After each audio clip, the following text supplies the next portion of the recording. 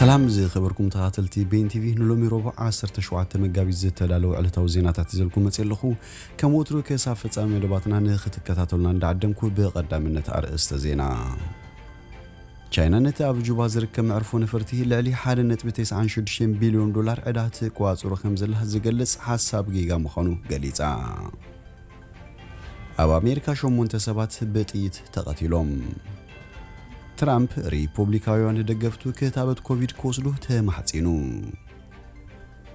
حبرات هاجرات اب ليبيا استنبر اجدا اصوار ايسرحن يلوم هاجرات اوروبا اب غداي كتابت استرازينيكا اب كلته خمس تجمعان كالانز دهس زيناتات حيزلكم مصيلخو سناي ناي مكتال غزي እንዳተመነኹ ابزا چانل دما ناي وترو تخاتلت نختكونو سبسكرايب كتغبرو بخبري عدمكم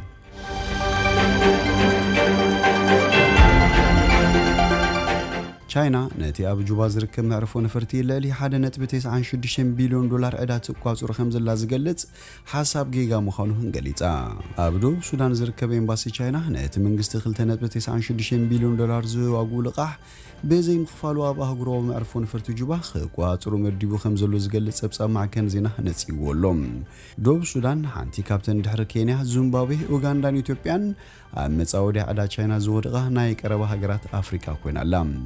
بخلتشن 16 منغستي دوب سودان نتين عامتات زغصله ግጭት ዘበገሶም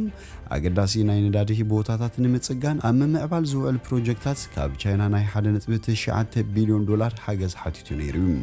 بمسارة داون نيوس بارت ቻይና ندوب سودان ذهبت لقاح متصاودي عدا سلز فترة ቻይና تحتات نغبار تبايلو اتي ورتات تلعيلم اتناي ቻይና تلوخ خمز بلو از بهده سبات زرغح زلو كسي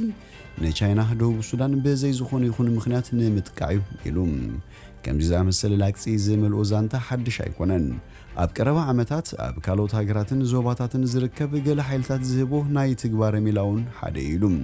سباتنتي بدحرتي تزانتا زلو علامة كفردو أتسقام أيكونن بمبال إذا چاينا ندوب سودان ذهبتو متلقح آغانين كان بقراب تباهلو زرب ورتات چاينا متصاودي عدات سلز فتراتو زبلوره حادش كم زيكونن أب قرب عمتات أب كالوت هاجراتن زوباتاتن زركبو قل حيلتات زبوه ناي تقباره ميلا كم زخونن سباتنتي بدحرتي تزانتا زلو علامة كفردو أتسقام أيكونن يلوم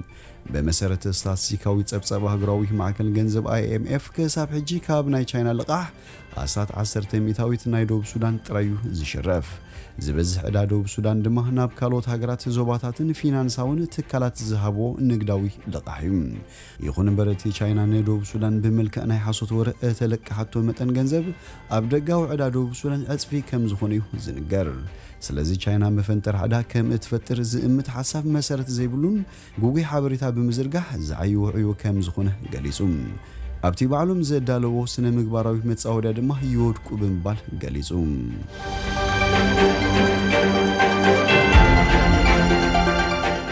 أب أمريكا شو منتسبات بتيت تقتلهم أب أمريكا كتما أتلانتا شدشت إيساويان دك أنسيو زركبوم شو منتسبات بتيت تقتلهم اتقتلت أب سلس استفراليو أبيات محتسبين ميزانين سبا بزتخفت تخصيو أقاتيموم سمز خمز بلو أب سلستيو بوتاتا تخصي بمخفات زتترتره ود إسران حالن عمت أب كيدي خمز أتوه تقليسوم نتي تمال سولس زنقات متقعتي انتاي كم زبقس وقنا ايتفلتن انتخونه كاب قرب اوانات جميرو اب امريكا انصار ايساويان امريكاوያን كاب صل زبقس قبنات وسيخيوم እዚ ጽልእታት ከአድርግ ምክንያት ዝሆነ ድማ ነዝርግሐ ለበዳ ኮሮና ቫይረስ ተሐተቲ ኤስያውያን እዮም ዝብል ጉጉይ ርዲትዩ ፕሬዝዳንት ጆ ባይደን ኣብቲ ዝሓለፈ ሰሙን ዝገበሩ መደረ ነቲ ኣብ ልዕሊ ኤስያውያን ኣሜሪካውያን ዝወርዘሉ ጽልኣታዊ መጥቃዕታት ኣወጊዙ ነይሩ ኣብቲ ትማል ዘጋጠመ መጥቃዕቲ ካብተን 6 ኤስያውያን በተወሳኺ ሓንቲ ጻዕዳ ሰበይትን ካለ ጻዕዳ ሰብኣዩን ተቐቲሎም እዮም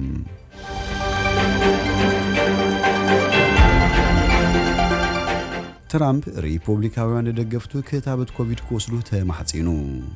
ፕሬዝዳንት አሜሪካ ነበር ዶናልድ ትራምፕ አባላት ሰልፊ ሪፑብሊካን ዝሆኑ ደገፍቱ ከታበት ኮቪድ 19 ኮስሉ ተማሕጺኑ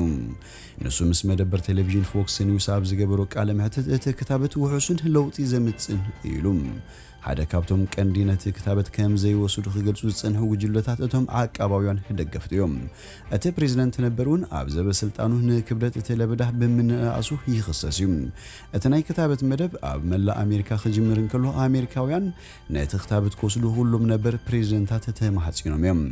ትራምፕ ግና ኣብቲ ጉዳይ ስቕታ እዩ መሪጹ ጸኒሖም ንሱን በዓል ቤቱን ሜላንያን ኣብ ወርሒ ጥሪ ብሕቡ ኣብ ቤተ መንግስቲ ኣሜሪካ ከም ዝተኸተቡ ግና ተገሊጹ እዩ ትራምፕ ብሶሉስ ምስ ፎክስ ኒውስ ኣብ ዝገበሩ ጻንሒት ነቶም ክኽተቡ ዘይደልዩ ብዙሓትን ነቶም ድምጾም ዝሃቡን ክኽተቡ እምሕፀን ኢሉ ንሱ ወሲኹ እቲ ክታበት ውጽኢታዊ ውሕሱን ለውጢ ዘምጽን ድማ እዩ ኢሉ ኣብ ሰሜን ኣሜሪካ ዝኾነ መደበር ቴሌቪዥን CBS ኣብ ቀረባ እዋን ኣብ ዘካየዱ ዳህሳስ ሓደ ሲሶ ካብ ደገፍቲ ሪፐብሊካን እቲ ክታበት እንተተቐረበሎም እኳ ናይ ምኽታብ ድሌት የብሎምን እዚ ኣሃዝ ምስቲ ኣብ ዲሞክራትስ ዘሎ 10% ክነጻጸርን ኩሉ ልዑል ምዃኑ ይግለጽ ትራምፕ ነቲ ምኽሪ ዘቕረበ ገለ ዓቃባውያን ነቲ ክታበትን ዘይሙሳድ ድሕርሕር ምባሎም ተስፋ ዘቑርጽ ምዃኑ ፕሬዝዳንት ጆ ባይደን ድሕሪ ምግላጹም ድሕሪ ሓደ መዓልቲ እዩ ኣፈኛ ዋይት ሃውስ ጆን ሳኪ ብሶኒ ኣብ ዝሃበቱ መብርሂ ትራምፕ ብዛዕባ ውሕስነት ውጽኢታውነትን እቲ ክታበት ክዛረብ እንተደልዩ ኣጸቢቕና ኢና ንርግፎ ኢላ ንሳ ወሲኻ ኩሎም ብህይወት ዘለዉ ፕሬዝዳንት ዝነበሩ ኣብቲ ህዝባዊ ጎዝጓዝ ተሳቲፎም እዮም ነዚ ንኽገብሩ ፍሉይ ዕድመ ኣየድልዮምን ኢላ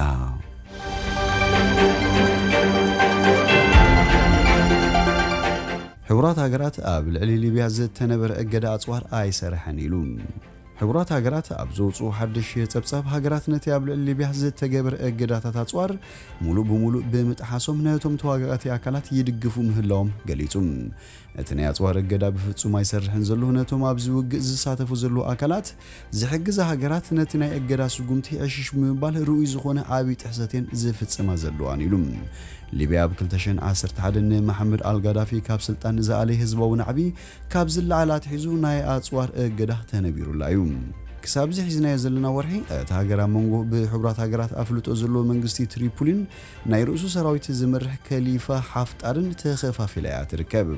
እቲ ብሕቡራት ሃገራት ኣፍልጦ ዝተዋሃቡ መንግስቲ ንምዕራባዊ ክፋለት ሃገር ክቋፀር እንከሎም ሓይልታት ከሊፋ ሓፍጣር ድማ ንምብራቃዊ ክፋላት ይቆጻጸሩ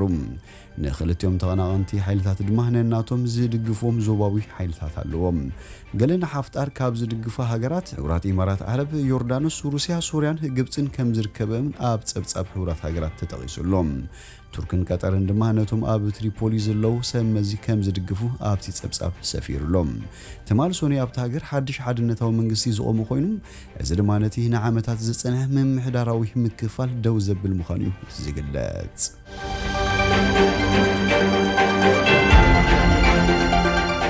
ኣብ ኒጀር ልዕሊ 50 ሰባት ተቐቲሎም ኣብ ኒጀር ተቓዶብ ማሊ ብዝተፈጸመ መጥቃዕቲ ብውሕዱ ኣስታት 58 ሰባት ከም ዝተቐተሉ መንግስቲ ፍሊጡ ሓደ ዕጡቕ ካብ ዞባ ቲላባሪ ኣብ ዕዳጋ ዝውዕሉ ሰባት ሒዘን ይምለሳ ኣብ ዝነበራሉ 4 መካይን ተኹሲ ከም ዝተኸፈተ ተገሊጹ ዛጊትነት ትማል ሶኒ ዝተፈጸመ መጥቃዕቲ ሓላፍነት ዝወሰደ ኣካል የልቦን እንተኾነ ኣብዚ እዋን ኣብ ኒጀር ኣብ ምዕራባዊ ክፋለት ሃገር ጥቓ ማሊ ቡርኪና ፋሶን ከምኡውን ኣብ ደቡባዊ ምብራቕ እቲ ሃገር ምስ ናይጀርያ ኣብ ዘደው ቦታታት ዝንቀሳቐሱ ክልተ ጂሃዳውያን ሓይልታት ኣለዉ መንግስቲ ኒጀር በቴሌቪዥን እቲ ሃገር ኣብ ዝመሓላለፎ መግለጺ ዕጡቓት ጉጅለታት ዛጊት መንነቶም ዘይተፈለጡ ውልቀ ሰባት ካባኒ ባንጎ ሰሙናዊ ዕዳጋ ገይሮም ናብ ቺዶኖጋርያ ዳሬን ዳየን ይምለሱ ንዝነበሩ ተጓዓዝቲ ደው ምባል መጥቃዕቲ ፈጺሞም ኢሉ በዚ ኣረመናዊ መጥቃዕቲ 58 ሰባት መይቶም ሓደ ተጎዲኡ ብርክት ዝበለ ኣስቤዛን ክልተ መካይንን ድማ ተቓጺለን ኢሉ መንግስቲ ኒጀር ካብ ሎሚ ረቡዕ ዝጅምር ናይ 3 መዓልቲ ሓዘን ኣውጅሎም ህዝቢ ብንቕሓትን ቆራጽነትን ብኩሉ መዳይ ብዘይንሕስያ ነዞም ገበነኛታት ክቃለስ ድማ መንግስቲ ኒጀር ጸዊዑ ሓደ ነባሪ AFP ኣብ ዝሃቦ ቃል እዚ መጥቃዕቲ ናብ ቺኖዶ ጋር ትጓዓዝ ኣብ ልዕሊ ዝነበረ ኣውቶቡስ ከም ዝተፈጸመን ኣስታት 27 ከም ዝተቐተሉን ገሊጹ ካልእ ነባሪ ድማ እቶም ግዳያት ኣብ ጥቓ ዶብ ማሊ ኣብ ዝርከብ ባኒ ባንጎ ተባሂሉ ኣብ ዝጽዋዕ ፍሉጥ ዕዳጋ ይተዓዳደጉ ከም ዝነበሩ ምዃኖም ኣፍሊጡ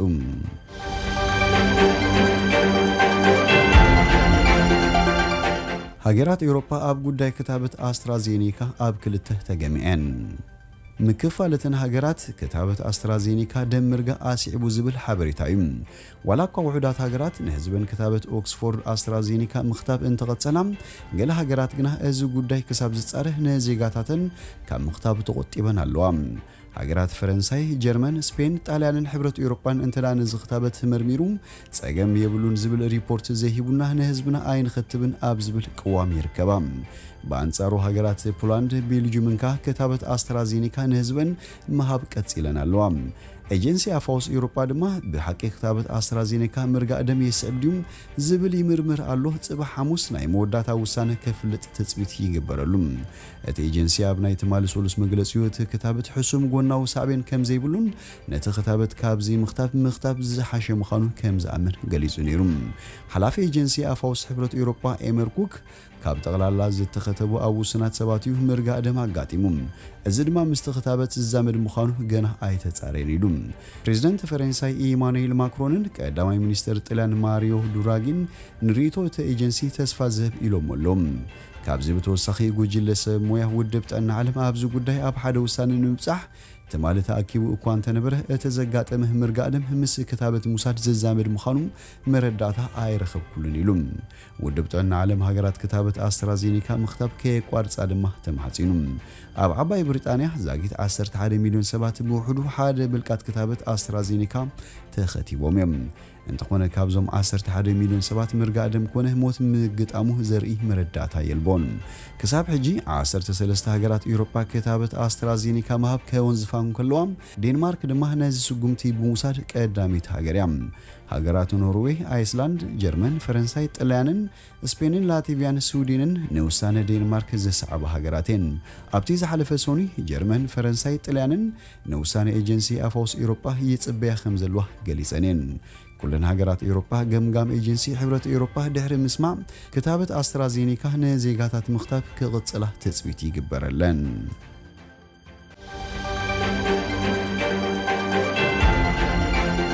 ዝኸበርኩም ተኸታተልቲ ቤን ቲቪ ንሎሚ ዝብልናዮ መሰናዶና ኣብዚ ወዲና ኣለና ምሳና ስለ ጽናሕኩም ብልቢ ነመስግን ሰናይ ንዓኹም